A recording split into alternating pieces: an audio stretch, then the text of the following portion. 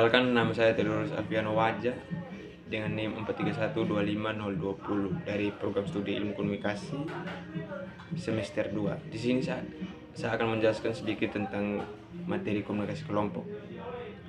Baik, yang pertama kita ketahui dulu tentang komunikasi kelompok itu apa.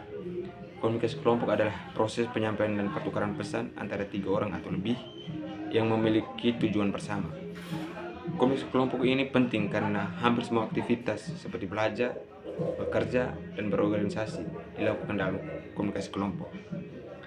Ada pula tujuan dalam komunikasi kelompok. Yang pertama itu pengambil keputusan.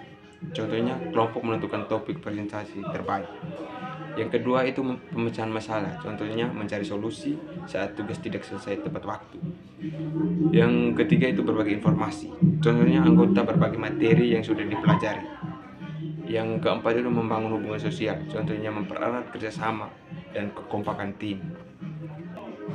Ada pula jenis-jenis komunikasi kelompok. Yang pertama itu kelompok formal, memiliki struktur dan aturan yang jelas.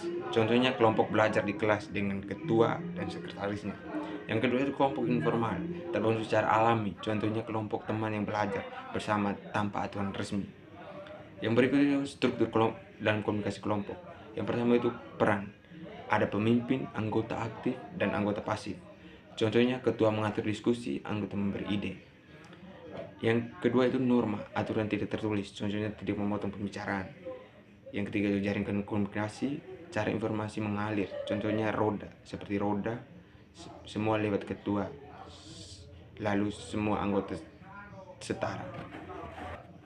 Ada pula dinamika dalam komunikasi kelompok. Yang pertama itu kohese atau kekompakan. Contohnya kelompok yang sulit bekerja lebih cepat.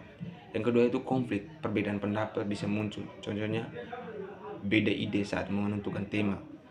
Yang ketiga itu kepemimpinan.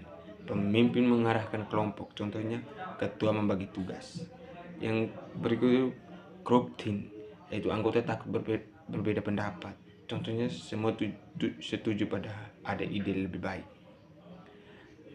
Yang berikut tahap perkembangan dalam komunikasi kelompok. Yang pertama itu forming, anggota baru saling mengenal. Yang kedua itu storming, mulai memuncul konflik. Yang ketiga itu norming, mulai ada aturan dan kerjasama.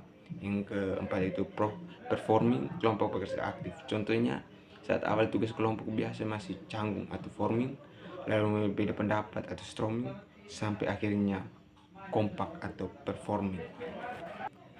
Ada pula pengambil keputusan dalam komunikasi kelompok. Yang pertama itu diskusi, membahas ide.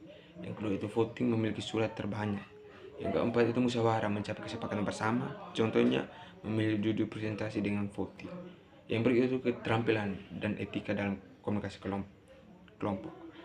Yang pertama itu keterampilan, mendengarkan aktif, berbicara jelas, memberikan feedback. Yang berikut itu etika, menghargai pendapat, tidak memotong pembicaraan, tidak mendominasi. Contohnya saat teman berbicara, kita mendengarkan tanpa menyelah. Jadi komunikasi kelompok yang efektif membutuhkan kerjasama, keterbukaan, dan saling menghargai agar tujuan kelompok dapat tercapai dengan baik. Baik, sekian dari saya. Terima kasih. Selamat